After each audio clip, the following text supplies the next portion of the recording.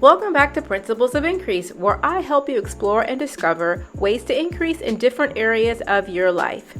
And today is going to be a real treat because I'm going to walk you through everything we did last summer when we did our Across the Pond tour.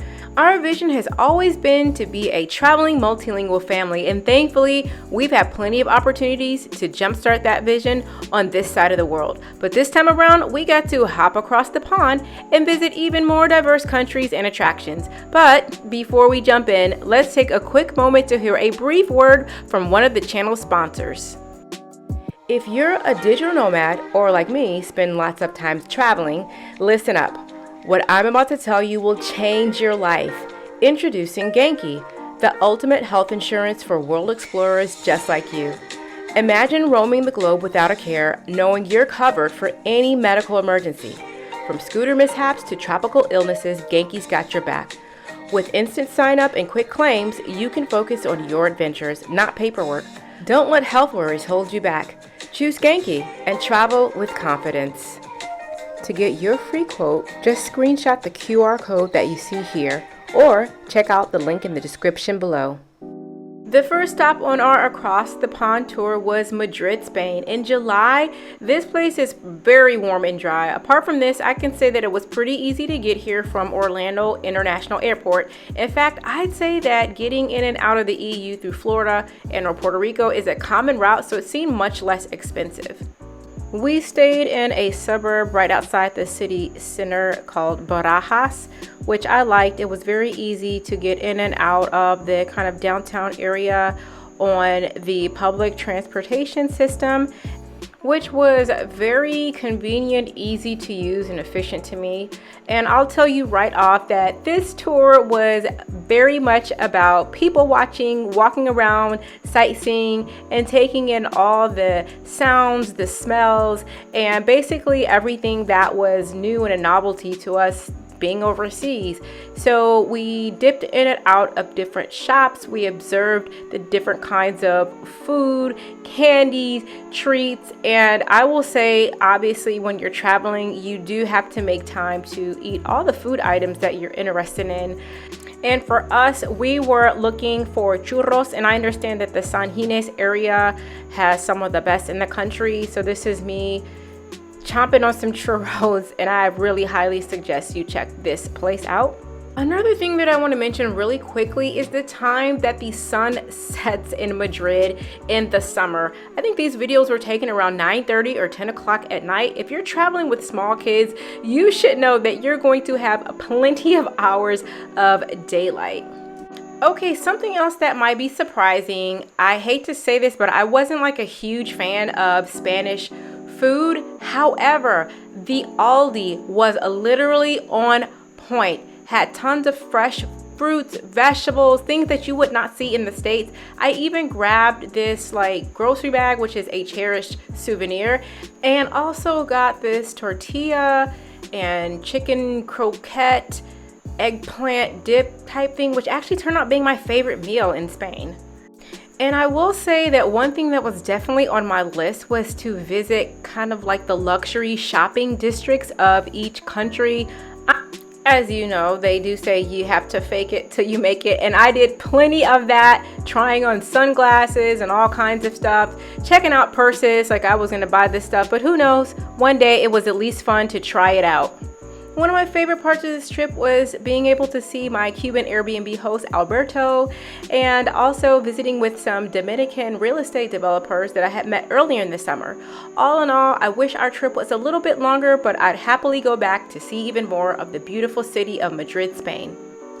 Next stop up on our Across the Pond tour is to London, England, and I'll be honest, I was kind of dreading this part of the trip because I had heard so many awful things about the weather, and unfortunately for the first part of our stay there, it was pretty cold and rainy even in July, you all. However, I will say that it was a nice little break from some of the heat that we get in Puerto Rico in the summer, so it was pretty much welcome. For the first part of our stay, we were in a part of London called Lewisham, which to me seemed kind of urban. It reminded me a lot of Chicago, but I liked it, and it put us close to some of the different sites and attractions that we were interested in, like the Greenwich Meridian, which is an imaginary line that runs from the North Pole to the South Pole, and the National Maritime Museum, which is part of the Royal Museums Greenwich, a network of museums in the Maritime Greenwich World Heritage Site. And from here, we just kind of walked around the Greenwich area, including this market that had tons of different international food options. And that's one thing I do like London and Europe in general, is that you have these neat markets. I even picked up a great pair of Italian leather shoes. And then from here, we get on to one of my favorite parts of the trip. I think we headed over to Stratford area. If I'm wrong, let me know in the comments. And connected with my BFF and her kids. This was so exciting. We were able to connect, and FYI, we've known each other since we were 8 years old. So many years of friendship, and it was so cool to get together in London. And since we were walking distance to the Westfield Stratford, I think that's what it's called, mall, we did hang out there quite a bit. Now, in the next few clips, we are just going to talk a little bit about food in London. You all, I was so surprised how London delivered on delicious food. I'm thinking of things like bangers and mash and fish and chips, which I do like, by the way, and whatever that beans stuff is they put on the toast and beans. But I could tell being here that the quality of the food was definitely different. And when I say we ate our hearts out, we ate so much. And when I got back home, I had not gained any weight. Now, we were also walking a lot, but shout out to London and the people of London. Whatever you all are doing with the food there, it tastes fresh, it tastes amazing. We did get in a proper tea time, which I am super excited about. It was a pretty tasty place. Of course, we got to have some churros, but I will say if you have to get churros, do leave that for Spain. Unless you go to the Greenwich Market and get the Brazilian churros with dulce de leche, those were actually super delicious. And from here, we just did more kind of touristy sightseeing things like checking out the London Tower Bridge. Of course, you have to take the obligatory pictures there. Then we got to see some iconic sites, which include those red phone booths, the London Eye, that was pretty neat. And of course, you have to see those iconic red buses, like the tourism buses. And of course, we had to get into the aspirational luxury part of the trip. So we walked past a nice marina, could not resist the temptation to go into the Rolls-Royce showroom, and ending up the trip at, of course, Louis Vuitton. Thank you again for tuning in and watching my videos. I truly appreciate your support. As a token of my appreciation, I want to tell you about this exciting new guide called The Design Life that I created just for dreamers and doers like you. Are you ready to take a bold step toward the life you've always dreamed of, whether it's starting that business, moving abroad, launching a ministry, or simply pursuing what brings you true joy? I've created something just for you. It's called The Designed Life, a free guide to help you gain the clarity and direction you need to create a customized vision for your life. Don't wait. Download your free copy today by screenshotting the QR code on your screen or clicking the link in the description below. It's time to step into the life you've been called to live, and I know the Design Life Guide will help. Happy designing!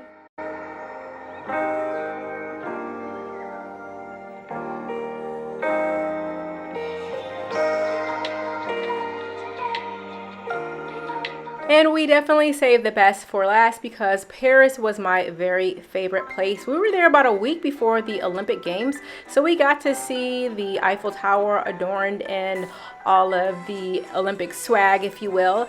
We stayed in an area a little bit outside of the city center. It's called Agnières-sur-Seine, and so it took us about maybe 20 minutes by public transportation, which again is really efficient in Paris to get to some of the sites and all the different attractions.